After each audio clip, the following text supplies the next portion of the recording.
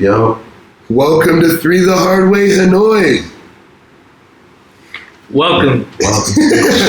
And today we have a very special guest, and we got another interview for you guys.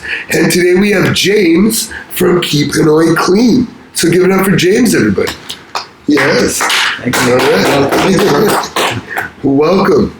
So, if you guys don't know who James is, he has I'm calling it a foundation, an organization. An organization.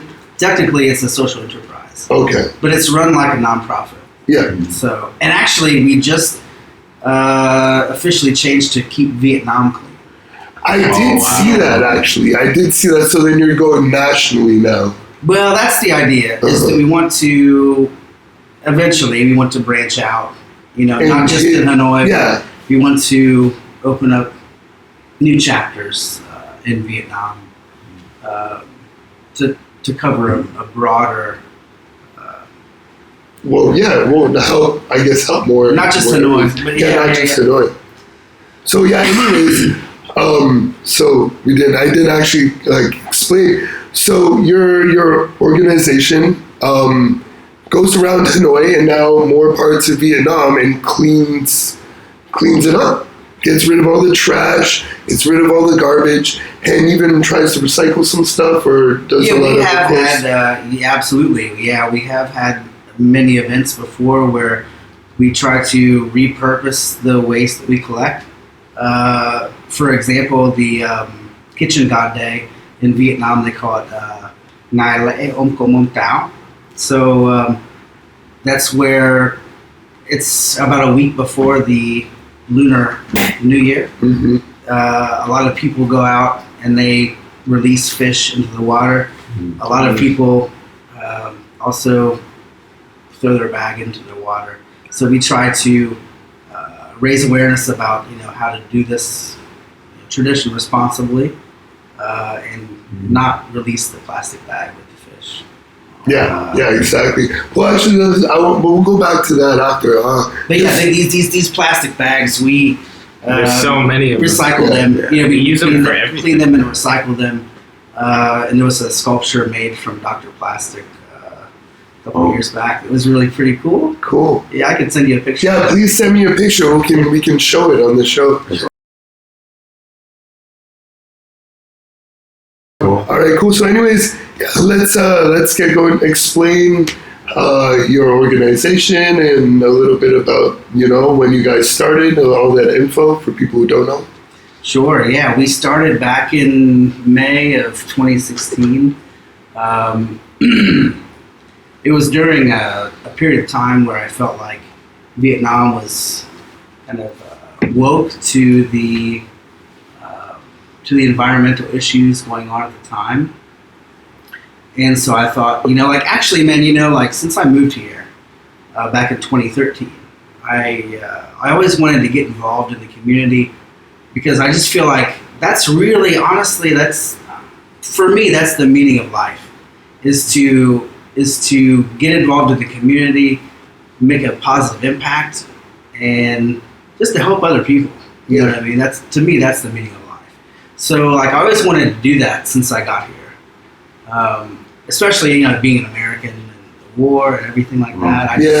I just felt like, I love this country and I wanted to do something for them. Yeah. And I felt like, I also care a lot about the environment. And I think we all should care about the environment, actually. Yeah. I think it's a big, important issue. Right.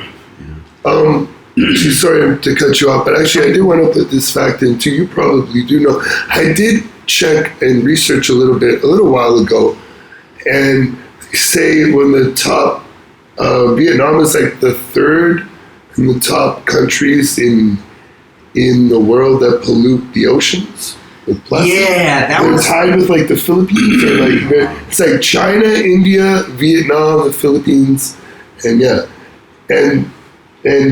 that's kind of your job. Now, do you do more of do you ever go out and try to do ocean cleaning, or you just stick to the land and rivers kind of stuff, or is that something Right. Yeah. I mean, so let me go back really quick. So actually, that report is their research about that is like Vietnam being in the top 5 or whatever it is. Actually, so they went back and they did some more research about it, and they figured out that most of what they pollute is actually imported plastic. They don't actually, you know what I mean? Like most of where it's coming from is the U.S. and different other like China, and like where they import plastic items into the country. Yeah. Well, it's not. They're not making the plastic, but they're still wherever the plastic comes from. There is there is a lot of plastic pollution that is happening in Vietnam. That's true. But yeah, so we have had a couple cleanup events that didn't happen in Hanoi, and we did clean out some of the ocean and around the ocean. And that is something that I would definitely love to get more into going into the future, especially with with Vietnam, with Keep Vietnam Clean now. Yeah, exactly. Well, exactly. I mean, the coast. It's a big issue. And I mean, it's a coastal country, right? It's It's a very big issue. Plastic pollution that is happening in Vietnam. It's a very big issue. I've heard about boats that are just they take trash from the coast out to the ocean and just dump it, to get rid of it, and then it washes back. I mean, it washes, a lot of it washes back to the shore. Yeah, well, yeah. But yeah, it is a big issue, and there is also the issue of infrastructure and how there's a lot of new growth in Vietnam. A lot of new growth. Definitely. Yeah. And the infrastructure isn't there to support it. For example, Phu Quoc Island, right? Mm-hmm. I haven't been there yet, but I've heard a lot. It's very beautiful, but there's no real way to process all the waste that's being created on the island. Well, that's the thing, right? I haven't been to Phu Quoc in 8 years. So I just hear now of what it's become. Right. I went there for my first Tet holiday, actually, with a couple friends, and we went to the island, and at that time, it was probably one of the best times to go because it wasn't ruined yet. There wasn't many resorts yet. Everything was starting to be built. Vin Pearl Land was just kind of being built, and it was still kind of really nice. And there was the adventure roads that are probably gone now through the thing, and I thought it was a really nice place. But there wasn't a lot of people. It wasn't a huge island. It didn't take us that long to drive around it. So at that point, it was actually pretty good. It was the water and the beaches. For me, I've been to a lot of beaches and stuff in Vietnam and stuff. Definitely by far my favorite beaches and water in Vietnam. Right. But back then was great. But I hear now, they've just built it. And I saw it then when I was driving around the island of all the signs of this coming soon, and you see all the construction and all the things getting fenced off and all those areas. I'm in a couple years it's going to be done. Yeah, absolutely. I mean, there has been a lot of new growth there, and after Keep Hanoi Clean was founded back in 2016, I think it was about a year after that. Somebody sent me a photo of just burning tires on the island. And just really horrific sights, for the environment, a lot of trash washed up on shore, and everybody's trying to figure out how old is this trash? Is it new? Has it been out for a while? Has it been there for a while? So there's a lot of speculation about what's going on the island. That is one concern, I think, that Vietnam should pay attention to, is that the growth with the infrastructure. The infrastructure has to be there to support the growth. Definitely. That's just what I've seen as far as, I really want to go. I mean, it's been... I want to go back. I just never have the money. So I was supposed to go there for my honeymoon, but yeah, it didn't happen. So. But anyways, yeah, and congratulations on getting married recently. Thanks. Yeah, thanks, man. Yeah, it's really, really nice. Really happy. Everything's great. That's great. Yeah. That's great. Anyways, anybody? Cool. I'm sure. Yeah, they use plastic for everything here, man. Like, even if you don't need a bag, they'll still give you a bag. Yeah, and you know, like I've seen actually a lot of places. You know, since we started, since Keep Hanoi Clean, Keep Vietnam Clean has started, I have seen a lot of different cafes, restaurants, and places around Hanoi that have switched to bamboo straws. There's a lot more of that. Paper Definitely. Right. And it's always so nice to see it. Yeah. You know, Definitely. It's like again, like when we talk about, they've definitely gotten. It's like I don't think it's worth there yet, but they've definitely gotten a lot better since like 8 years ago since I've been here. Like back then, there definitely a lot more. There's more businesses and groups of people that are being more conscious about it and are making those efforts. Like in a lot of places now, you know, not getting bags or whatever, and not selling plastic bags. Sometimes, man, I actually get a little bit angry when somebody gives me a plastic straw.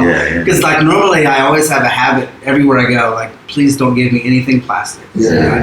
And I say that in Vietnamese. You know, Yeah, I totally understand it. I actually just bring a bag, like an extra plastic bag. If I'm getting, Yeah, always bring your own or whatever, and man. But I'm you know, I'll ask for a spoon and no straw. Like if I'm getting like a smoothie or something where I need something to, you know. Shit, but if they give me a straw, I'm just like, you know, take it back, just clean it and use it again. Like, please never give me anything plastic. I mean, I try to make it a point, you know what I mean? Like, wherever I go, so they understand and know, like, okay. Yeah.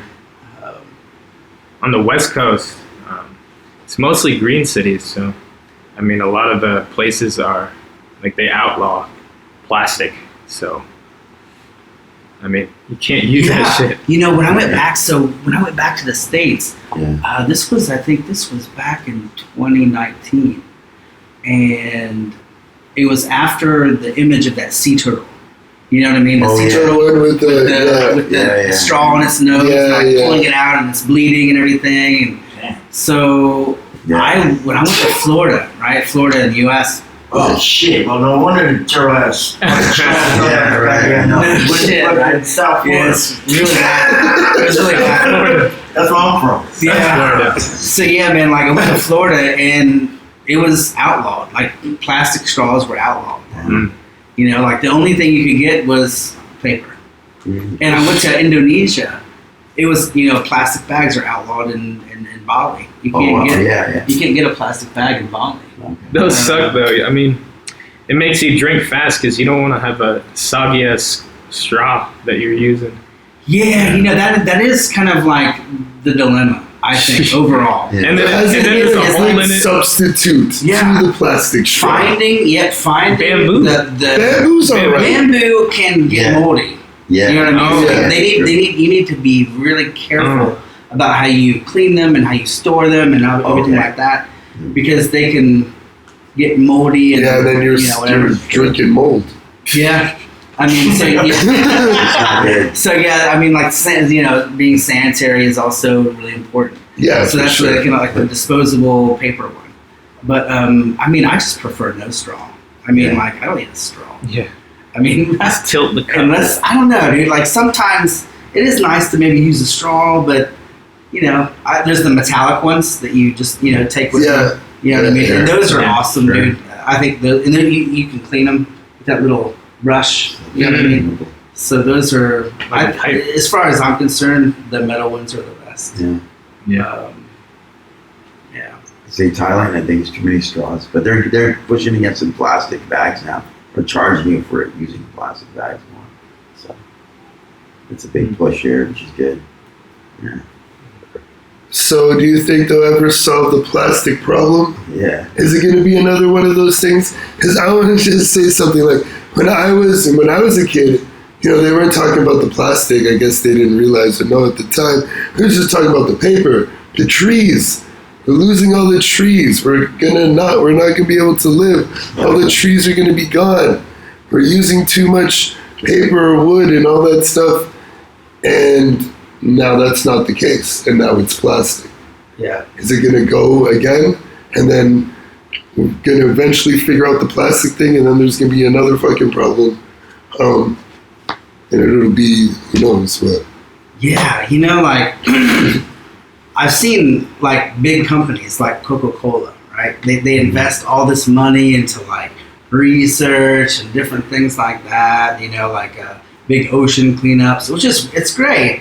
But the thing is, man, actually, is that if you look at companies like Coca-Cola, right, they're also big contributors to the problem because of all of the plastic they produce, right?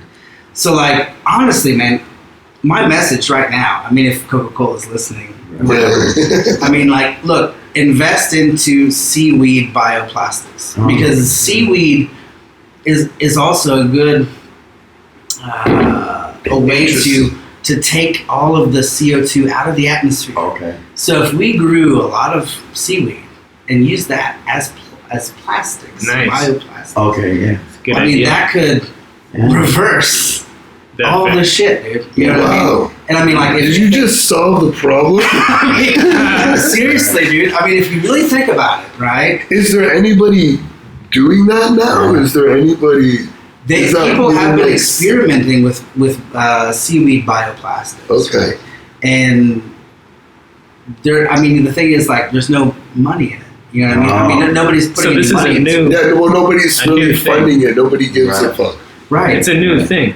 It is a new Exactly, thing. and It is a new that's thing. always a problem, right? When somebody comes up with something that takes the money away from the other people who are already in the game and making a lot of money. Exactly. Yeah. Yeah. That's also why gas cars are still very. Well, yeah. the main I mean, because thing. they have partners. I mean, like You know? Coca-Cola Yeah. and the plastic company are really essentially partners. Sure. I mean, like, because it's like, hey, we have this drink, you provide the bottle, you know what I mean? Sure. So, I mean, if Coca-Cola was really smart, I mean, they would start their own plastics company and just bottle their own, you know what I mean? And just Why? and make them out of seaweed. Yeah. Yeah, dude. Cool. Seaweed is a huge remediator. I think it's called remediation. Mm. Remediation, yeah. I believe that's. So what's the next step? I'm not an environmental scientist, by the Yeah. way. Yeah. I mean, like, No. I have a passion. I have a passion for the environment and wanting to help the community, and that's how it came Well- together. I really know very little about environmental science. Do you send out? Sorry, do you send out a lot of teams then, like in the town, to do like different areas to clean? Is that what they did in Bali during especially during COVID? They having people out. They were just volunteering just to clean up. Yeah, I mean, like back when we first started, right? I mean, it was more of a volunteer group. It wasn't an organization at all for the Okay. first 2 years, right? Mhm. And it was like every weekend, all weekend long, and I would just pick like a spot that was really dirty. We just clean it up in hopes that the government would also recognize, okay, this is a problem area and we need to kind of do something here. And they did a lot. I mean, man, it's insane. A lot of the early volunteers that joined during the first 2 years, Yeah. they kind of lost hope because they didn't see immediate turnaround. You know what I mean? They just kind of like saw like, okay, we cleaned it up here, and 2 weeks later it's dirty again. Oh shit, whatever. But like, man, like almost every single place that we have cleaned up, the government has stepped in and done something. Like there's a place, man, where we went in, we talked to the government, hey, we want to clean this up. It's crazy, man. I'll show you pictures of it. It's insane. So over by Neodole Park, it's called Neodole Park. Okay. I don't know if you know where that's in Kozay. It's in It's Jose. really close to Kozay, Okay. the street Kozay. Okay, I'm very familiar with Jose over the years. But yeah, man, I'm not like- sure with the names. Yeah, Neodole Park right there. So like if you go past Neodole Park, there was an alley right there, right? And it was just filled so high with dirt and trash. Like you had to drive your motorbike up on like a hill. You know what I mean? To go through the alley, right? I'll send you all the information. Like, Yeah. Please do. But yeah, so like we went in and we were like, hey, we want to do like a huge kind of like mural like garden that spells out like Hanoi or something really nice right there. And like, hey, you know what? Thank you so much for coming in here. We actually have a plan for it already. And the next day, dude, boom, like 7 tons of trash were removed from the whole thing, right? Wow. And then and then like next week they started removing all of the dirt. I mean, it was probably 30 feet high or something like that, full of dirt through the whole alley, right? Wow. So they took all that out, redid the street within a year. And it was like it's like now you go down it, there's businesses there, there's like a huge it's so nice, man. And I'm like, they've done that in so many places, right? There was this one like open sewer. It was like an open sewer kind of like stream. And they completely we went in, tried to clean it up. They helped us. Now it's like a nice alley. Like they just like, like I don't know what they did, man. But like underneath the street. They contained it. They're doing a lot of work. Yeah. So I mean, like, it's just really cool to see how many areas that we've actually cleaned up that are actually turning into huge government projects. Swansea. Yeah, you keep it and it's keeping clean and it's turning into something instead of having to go back again and clean it a couple years later. Yeah. I mean, Swansea right now, that whole project, man, like across from Serena Mall, you know what I'm talking about? It's like under construction. Oh, yes, of course, they cleaned all that out, dude. Yeah. They're like doing something with it now. Yeah. It's like, it's really cool, man, to see all that, What would you say is the worst cleanup you ever had? The worst one? The worst cleanup. Probably Swansea was I mean, man, it was crazy. I mean, like, that's where I had these rubber pants on. And I went down in the water and I got like a nail straight through my boot and went into my foot. You know what I mean? So that was, I mean, getting that nail in my foot was pretty hardcore. Yeah. You gotta go get the shot and all that stuff too, right? Yeah, the angle of that, like, there was like a slope. So we had to go down into the water and it was really, we had like a chain of people to kind of carry the stuff out. Okay, yeah. Okay, so yes. And we were down there for a month. We were down there like every weekend for a month cleaning that out. And it almost broke the organization. And it was like the third cleanup event that we had. Oh, really? Yeah. And it was like a lot of people kind of lost hope. And I'm like, come on, guys, let's just clean this shit. You know? Yeah. But you did it, right? Yeah, it was good. I mean, we got probably, I can only guess because back then we weren't really tracking our data. In the very beginning, So I can only guess that we probably got in that 1 month, man, maybe like 15 tons out of that. Okay. It was a lot. We had big piles. Tons. Yeah, dude, we had big piles of trash. How many volunteers did you have with you that day?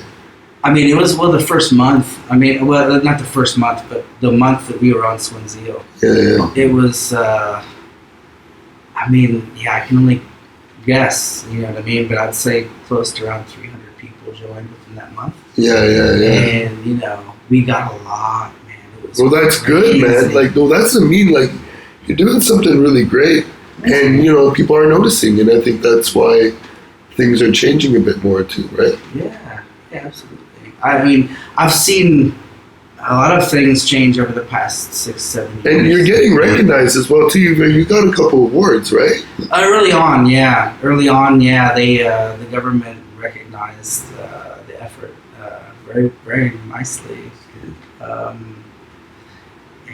We've got a couple of awards and just a lot of recognition on the news. And it's really quite fortunate, man, like how it happened, because I mean, if I just started cleaning up trash and nobody really noticed it, I probably would have stopped in a couple months. So I mean, like, because it got noticed, because it got picked up, because we got that support from the community, that's the reason why it's still there. Yeah. Honestly, man. I mean, because the first 2 years were really crucial in the development of the organization. Oh, for sure. And I think that's like usually for most organizations, the beginning is the first couple of very years, important. dude. Yeah. I mean, and if it doesn't take off in the first couple of years, it's not going to. And because the whole organization was riding on the backs of the volunteers. You know what I mean? It really it speaks volumes to Vietnam and Vietnamese people and how caring they can be and how passionate and kind they can be and supportive of an initiative. Sorry, an initiative like what we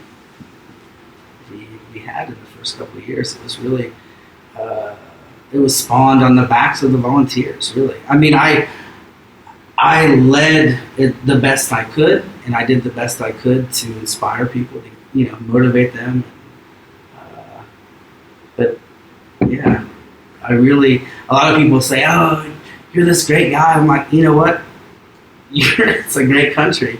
I mean, you guys are awesome people here. Definitely, truly.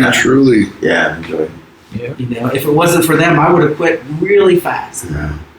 It never would have taken off like it did if it wasn't for Vietnamese people. Well, and that's one thing too, is I don't talk about much with foreigners, but that's one thing about Vietnamese people are very nice. Like, there's been so many times where if I've had problems, either on the road or whatever, and then a random person would come up and help me and be totally friendly. Where I come from, nobody will fucking help you. Yeah. You are pulled over on the side of the road. Good luck. Yeah. If you don't got a friend to come over and help you, you're calling a fucking tow truck driver or something. But, so many times I ran out of gas, just push you to the gas station. Yeah. Or all these That kinds happened of to me things. as well. Yeah, that's actually one of the reasons why I decided to move here. Is because when I first came here, man, I was driving a motorbike down the street, and I fell. I wrecked it. I crashed the bike. It was my own fault. I just hit the front brake too hard, and I lost control. Well, they say you haven't lived in Hanoi until you got into a motorbike accident. Or burnt your leg on the. You got the Hanoi kiss. They call it the Hanoi kiss on the cab there. No doubt. Street the hard way. The hard way.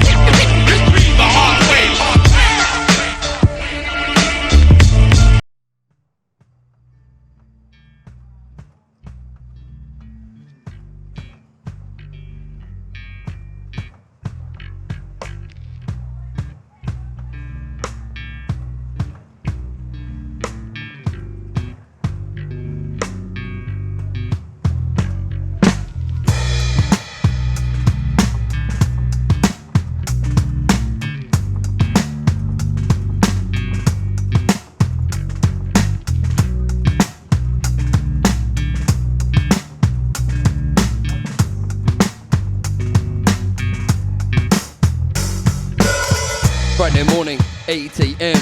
Stood at the bus stop and it's raining again. Lighter won't work, cigarettes are wet. I should have learnt to drive, is my morning regret. The rain is in the shop, it digs deep like daggers. I'm wet right through, making me a man with no manners. The bus is coming, but it drives straight past. I see the driver suggest, hands say we're packed. This is what annoys me, really pissed me off. Driver said packed, but I see seats at the back.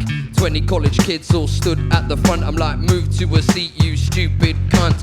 Get to work and it's dressed down Friday. Everyone's buzzing, they know it's payday. We all know at lunchtime we're getting a takeaway. Come 5 p.m, it's time for us to break away.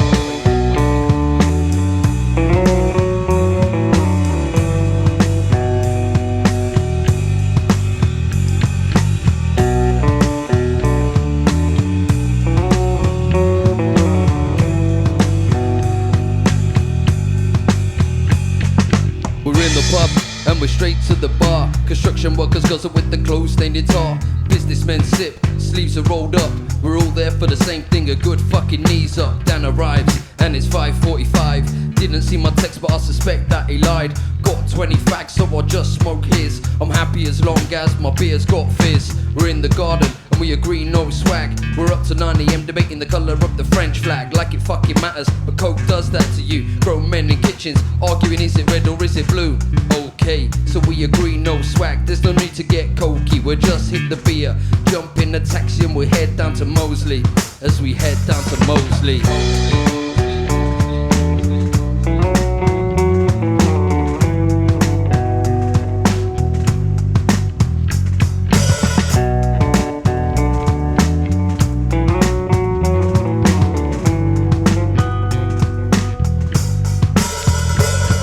We're in the POW, the Prince of Wales, the front bar of prison for old men and nail. Through a tight corridor, past the cigar room, as if through the wardrobe there's a sight to behold. Hawaiian themed garden with a huge fucking tent. Hundreds of youngsters getting twisted and hell-bent. The band that continues, everyone hates us. We're checking out girls under the breath, they berate us. The beer is flowing, everyone's a wanker. All cheer the beer, there's a clank in the tankards. Before we know it, we're all back at mass, having a conversation about three-legged cats. Working out money, who owes more? Just give me the tenner, Mo's at the door. Is cocaine as good, but at 5 AM who cares? We all admire each other with a steel-eyed glare.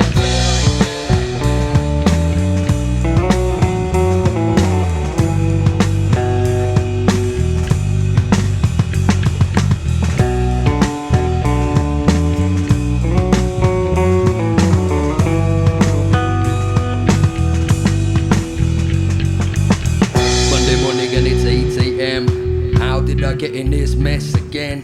It's Monday morning and it's 8 AM. How did we get in this mess again? It's Monday morning and it's 8 AM. How did I get in this mess again? It's Monday morning and it's 8 AM. How did we get in this mess again?